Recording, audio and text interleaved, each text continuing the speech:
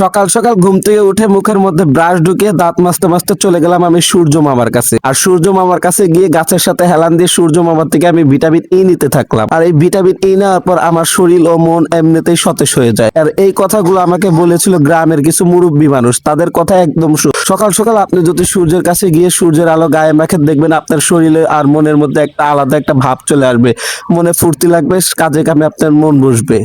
এরপর আমি সূর্যের আলো নিতে নিতে হঠাৎ আমার চোখে পড়ে গেল বাঁশ বাগান। আর এই বাঁশগুলোর দিকে তাকিয়ে ভাবতে লাগলাম যে এগুলো তো আমার পরিচিত খাবার, এগুলো আমি উঠতে বসতে মাঝে মাঝেই খাই, এগুলা খেতে অনেক ভালো লাগে। আমাকে প্রায় আমার আশেপাশের আত্মীয় স্বজন বন্ধু বান্ধব এরকম এরকম বাঁশ দিয়ে থাকে।